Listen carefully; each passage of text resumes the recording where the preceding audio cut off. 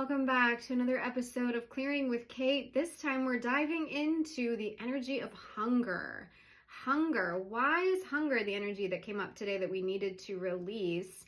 And are we blocked to our patience? And how blocked are we? My guess is we're blocked to our patience, but how blocked are we? What is blocking us? And can we remove those blocks so that we can call in that patience and be able to handle our hunger in a way that hopefully just feels a little bit more manageable? I don't necessarily want to say all hunger is bad. I don't think it is. And in fact, hunger is a very important part of drive. Hunger is a very important part of free will. It's a very important part of who we are as suns, as energetic beings, S-U-N-S, right? Hunger is, like, for me, the part of us that is our sun sign. It is the thing that gets us out of bed in the morning. It is the thing that really operates us. It's what we want. And there's nothing wrong with that. Although if it came up in our energy clearing, it does indicate to me that it's out of balance and that it is causing us some distress of some kind. And if the energy we needed to bring in its place was patience, then again, what that tells me is, okay, this hunger is creating imbalance, it's creating a lack of harmony, it's preventing us from what my guess is having faith in divine timing. Because again, if we go back to, I think it was just yesterday about impatience, it's either impatience or stubbornness, I'm forgetting now, but it's like this, we want what we want when we want it, instead of trusting divine timing, instead of trusting that things are going to work out when we release control. That's it, right? It's like releasing control, releasing the need to be perfect, releasing the need to be the one that always has the power and the authority. When we let those things go, all of a sudden we can be patient, we can have faith, we can believe in Spirit's divine plan. Well, there's obviously some themes here that we're looking at, because again, tonight hunger came up and the replacement is patience. So let's take a second to just ask, is this physical, mental, emotional, or spiritual hunger? So is it physical, mental, emotional, or spiritual? Okay, so I'm getting that this is spiritual hunger. And then a way that I know that is that in my mind's eye, I basically said, is it spiritual? Is it mental, emotional, spiritual, or physical? I just goofed that up. But you know, you saw the first time I did it. Don't trust my memory right now. There's a lot of energy going on in the world.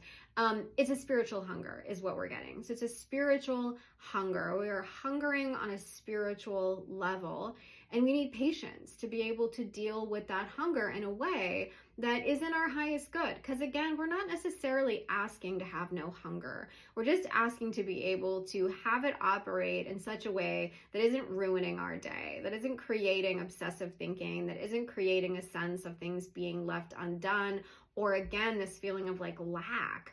You know, when we think about hunger, we think of lack, we think of emptiness, we think of the void. And we don't want to feel lack and emptiness and void when we're talking about spirituality. And my guess is that the hunger is a lie. Your desire for spiritual fulfillment is simply misguided information, a misguided sense of being, because when you're just right here, right now, in this very present moment, you are spirit, and you can have whatever kind of spiritual experience you want to have. And so I'll stop diving into this in my own, and let's just go into the charts and figure out what might be going on here. So we have a spiritual hunger. Let's look at this spiritual hunger. So what could be going on here as the root of this spiritual hunger? Like, why are we not feeling connected? Is this book 4 or chart 24? Chart 24. Why are we not feeling spiritually fulfilled? Why are we feeling spiritually devoid? What might be going on here on the charts? So the goal just came up. And so this chart is called, there's a line here called level of consciousness. It starts with a vow, and then it's a goal. Then we reinforce that goal with our thoughts. Then that can become an obsession. Then the obsession can get reinforced with thought. Then it becomes an active memory. There's all these different stages of consciousness. Well, for us right now, we have this goal, this conscious goal to be spiritual. We want consciously to be spiritual. That's our goal. And so what's blocking us? I'm just going to ask, what's blocking us to that goal? If you hear my dog snoring, I apologize for today. For some reason, she's being extra loud. I've had to press record on this video a number of times because she's been a little needy this evening. Okay, so again, we have a spiritual hunger. We have this goal to be spiritual, but it's obviously not feeling met because we're hungry. Ooh, a spiritual virus. So there's a spiritual virus in place here. And maybe that spiritual virus is preventing us from really being our full spiritual selves. It's almost like when a physical virus prevents you from being your full physical self. Like when you have a physical virus, you can't show up with all the same energy. You can't show up to work with all the same mental capacity. You can't even sometimes drive your own car, or even taking a shower can be hard because you have this virus of the physical body. Well, this is saying there's a virus of the spiritual body. There's a spiritual virus that is preventing you from achieving that goal, that whatever spiritual goal you have, whatever that thing is, whatever that spiritual hunger is, there's a virus there preventing you from achieving that. So we're just going to say, Spirit, clear it. I mean, clear it on every level, in all depths, in all directions, in all dimensions, in all parallels, in all universes. We don't need spiritual viruses anywhere. And nowhere in our memory, nowhere in the past, present, future, for all infinity. We're just clearing all of the spiritual viruses now. And then I'm going to ask, is there anything else you want me to do to look at the spiritual virus? Is there anything else you want me to see when it comes to the spiritual virus? So we're going to go to chart 16. Chart 16 for anybody that wants to know where we're going. Oh, it's a spiritual battle, rebellion to one. Interesting. So again, we're saying spirit clear it. This week has been all about spiritual clearings. This has been really interesting. This is my third really big spiritual clearing this week. And of course, like it's always a spiritual clearing. It's called spiritual response technique. That's what we're doing sort of always on a spiritual level. But sometimes if you watch my videos consistently, you'll know that sometimes it takes a more practical or like kind of a more kind of mental direction, sometimes a physical direction. And this week it's been all about this spiritual battle that's taking place. And I think that makes a lot of sense. We're entering into the age of Aquarius. We've entered into the age of Aquarius. We are now ready. The collective is ready to have a spiritual life.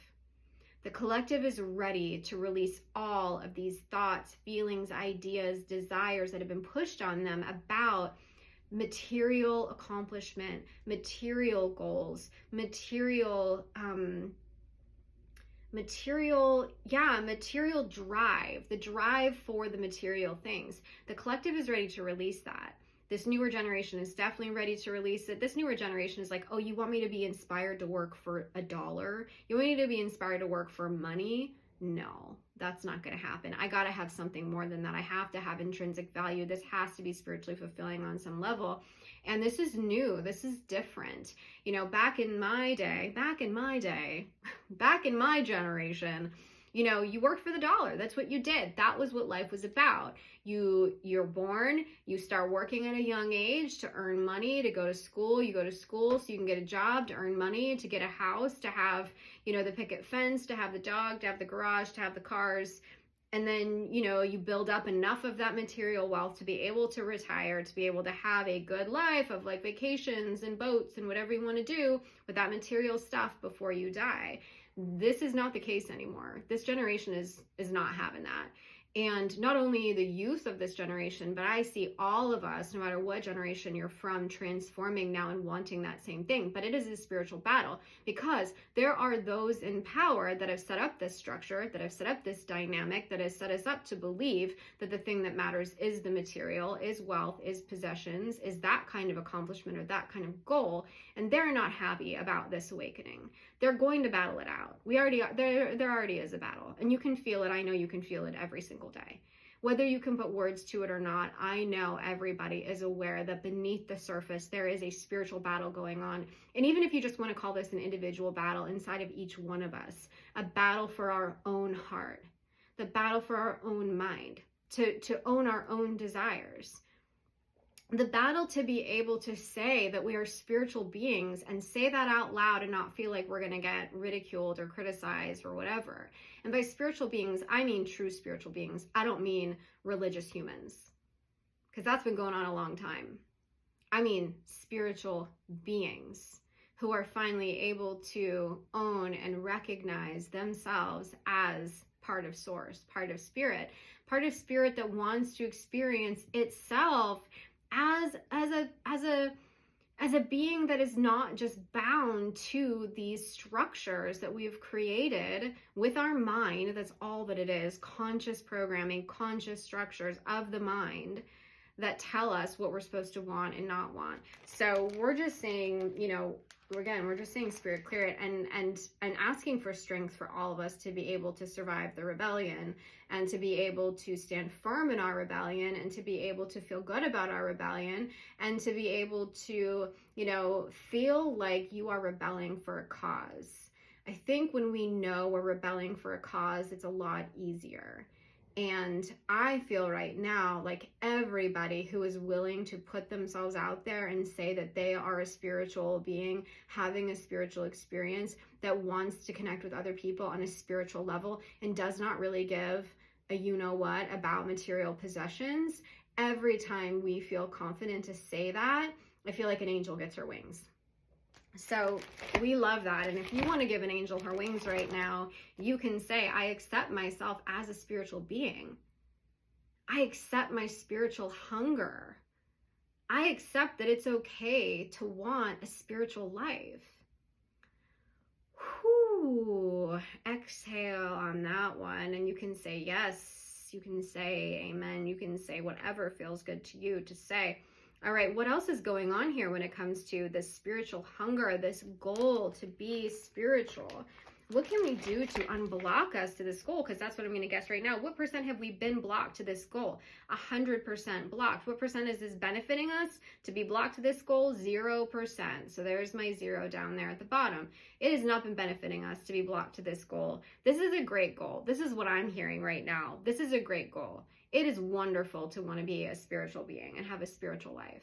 It's not a bad goal. It's not a bad hunger, but we need to be able to have patience to know what to do with that hunger, how to apply that hunger, because it's new and it's different. A lot of us have never done this before. A lot of us have never come out as spiritual beings. Again, maybe a lot of us have been religious beings. That does not mean you are a spiritual being. Not at all. That is not, the two do not automatically come as a pair. It can be two totally separate things. So what's going on here on Grandma's Good Advice chart? This is the chart that I know. It's like, okay, our guides, our grandma guides are coming forward to give us some advice. So setting new goals. The old goals are falling away. The old goals of, again, material achievement are falling away.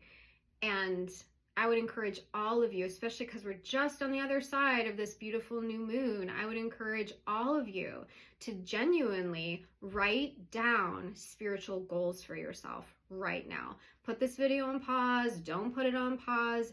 Grab the nearest piece of pen and paper and write down your spiritual goals. What could be a good spiritual goal? To talk to Spirit every day. To talk to Spirit twice a week. I don't care. Like it can be to talk to Spirit on Saturdays. To talk to Spirit, even just when you're down.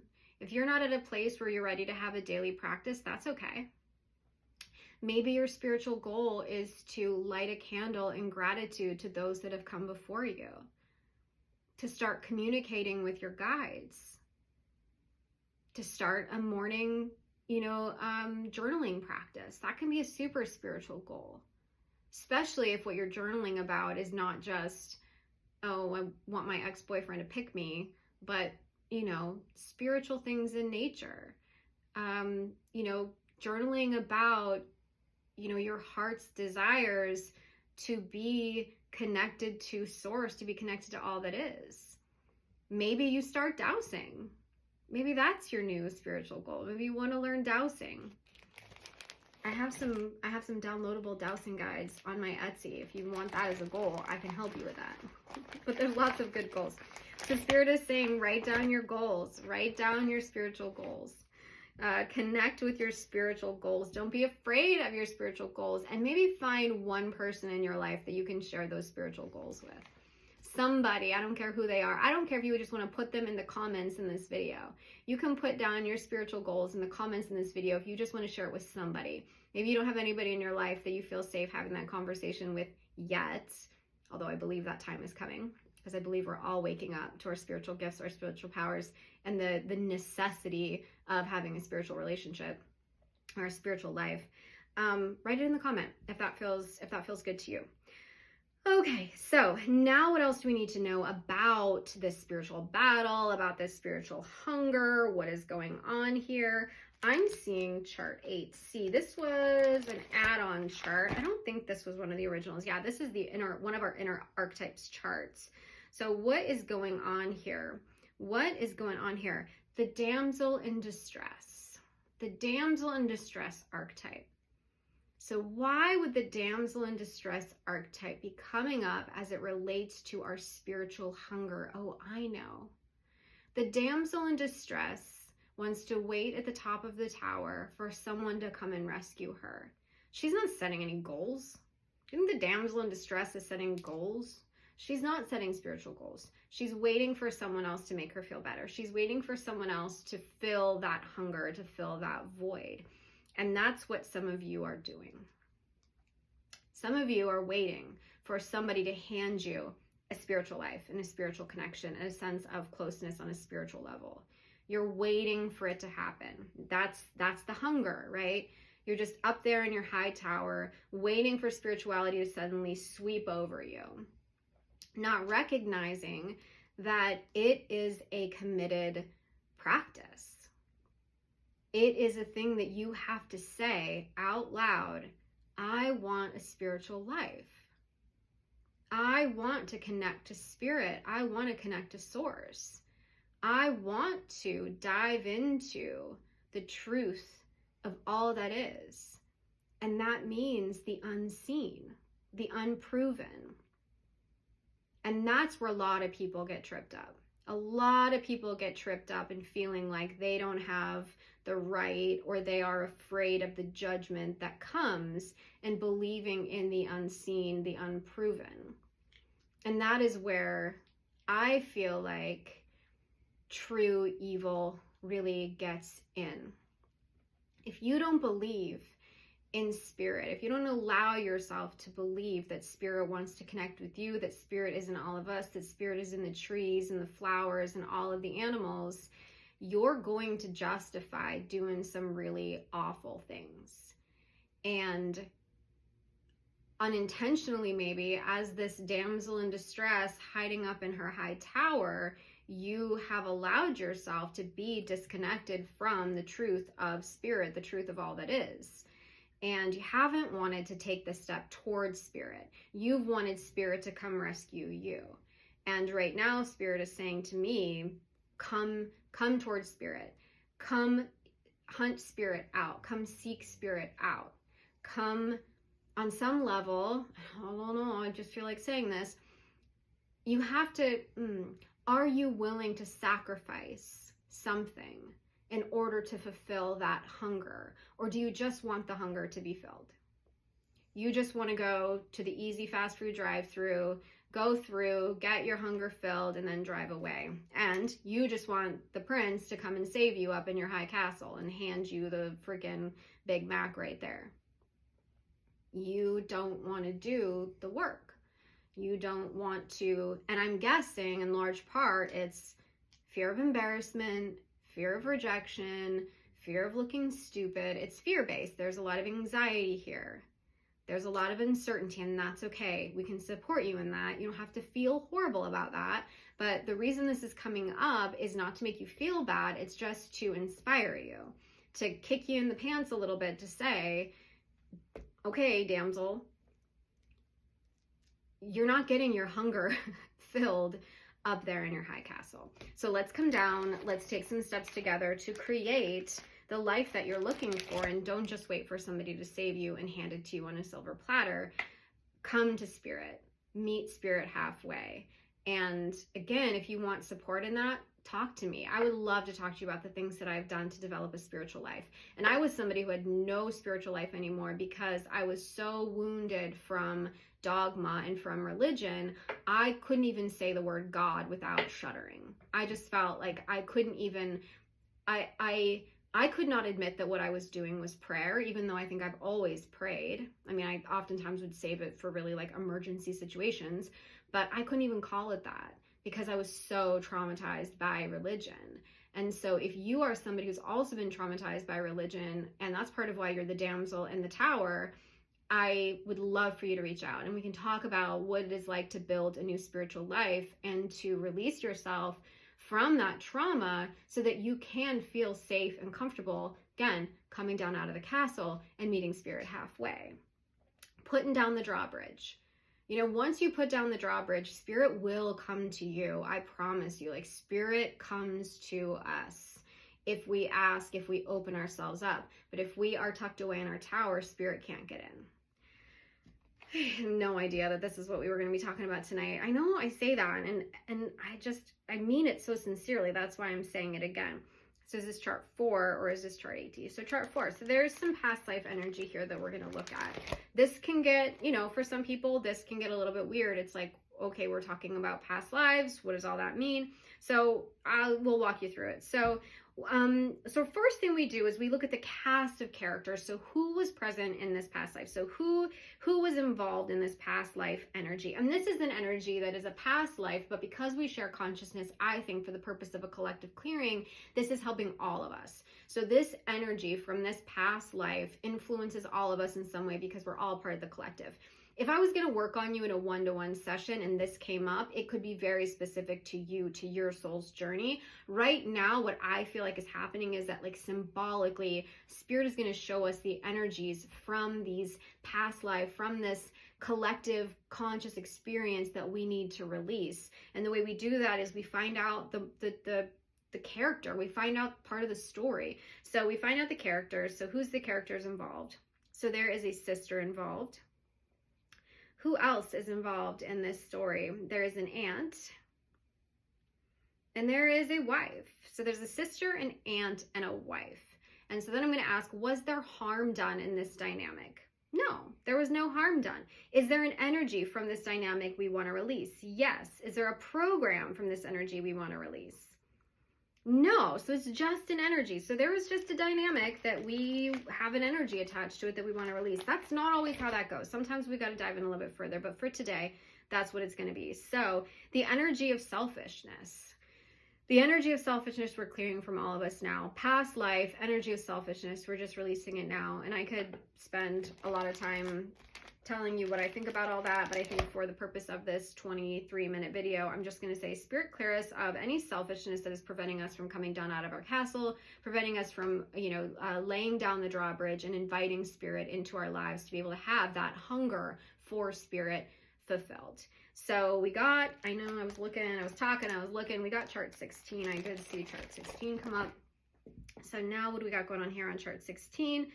Blocks to our verbal expression. There is something here where we're afraid to request, we're afraid to pray, we're afraid to ask.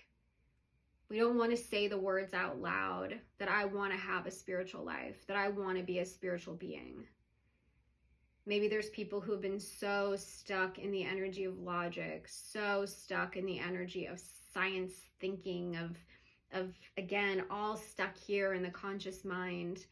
And so we're releasing anybody who's been struggling to verbally express. Did you like that ponytail flip? I was just like, get that ponytail out of the way. We're clearing anybody who has been struggling to verbally express their desire for a spiritual life, their desire for spiritual fulfillment, and anybody who has been afraid to say, I'm hungry for a spiritual life. This is for you.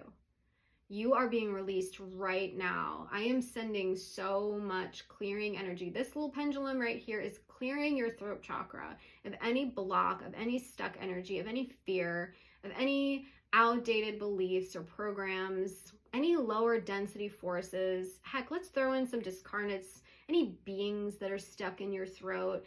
Maybe grandma, maybe religious grandma is stuck in your throat. Maybe religious mom or dad or pastor or teacher, whoever it was that made you feel like you cannot verbally express your desire for a spiritual life. We clear that out of your throat chakra now. Whew, and another great way of dealing with that is a release statement, and to say, I open my voice now.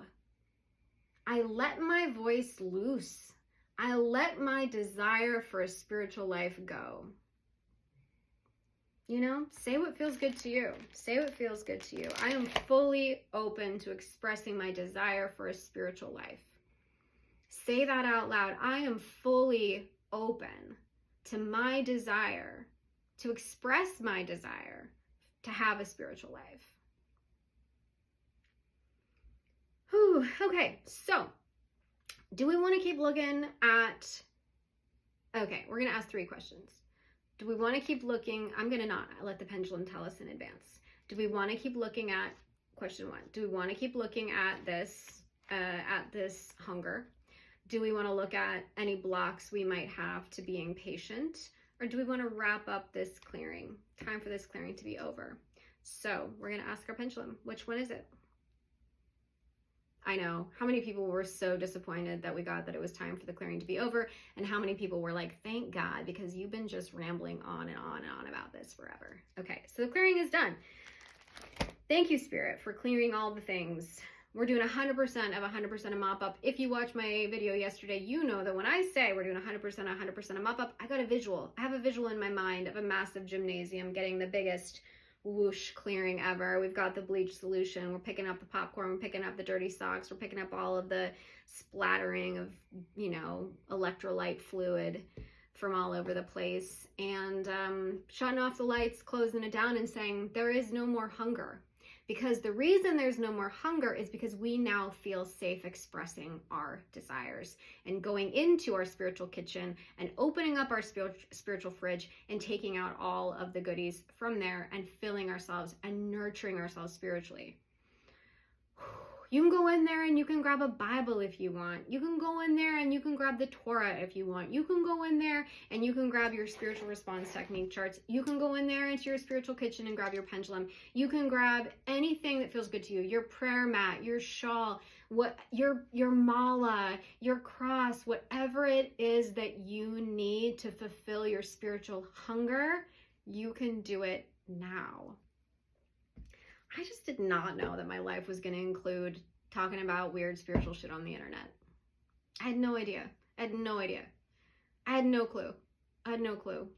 That was not on my bingo card for my life, but here we go.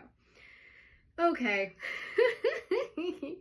Understanding. We're being filled with understanding, because you know we got to do our replacement energies. We're being filled with desire. The desire to leave the castle and go grab our spiritual tools. We're being filled with gratitude, understanding, desire, and gratitude. Want to take a nice exhale with me? Find ourselves right back here in this very present moment, not worrying about yesterday and the hunger we felt yesterday, and no longer worried about the hunger we will feel tomorrow. Because now we know right here in this moment that it is okay to satisfy our spiritual needs, to take ourselves seriously as a spiritual being, to own our spiritual nature, to explore our spiritual side, and to go hog wild in that spiritual pantry and just absorb and consume whatever we want when it comes to things of the spirit. And again, if you need references, if you need resources, if you need tools, tips, or tricks, please don't hesitate to reach out to me. www.thepointedstone.com. Again, you can find pendulums, you can find guidebooks, you can find all kinds of witchy spiritual things on my Etsy shop, www.thepointedstone.etsy.com. Also, the thing I also wanted to tell you was, if you're somebody who's been like super intrigued by this, but you're like, I don't think I want to be live on a Zoom call with Kate. I don't think I want to see her in person. That feels overwhelming. That feels like a lot. That feels uncomfortable. That feels embarrassing. But you want to know what I might have to say about you, about your situation. I do voice note clearings and video clearings, private ones for people. So you can reach out to me and I will let you know the cost for a personal private clearing that is recorded. The cool thing about this, and I've done this for many people, the cool thing about this is that you don't have to be present. We don't have to worry about your schedule. It's a much lower cost. It's like half the cost of a in-person clearing, and you can listen to it over and over and over again. You can listen to it as many times as you want. You can watch it as many times as you want because it is now your recording. So, and if you like that, we can do that as many times as you want, or then we can graduate to a live session. So I know this work can be intense for a lot of people, and there's a lot of people who are antisocial, who just like don't want to talk to a real person. I don't blame you. I don't like talking to real people either. Okay, thanks for watching, everybody. I hope that was helpful for you in some way, and we will see you next time on another episode of Clearing with Kate.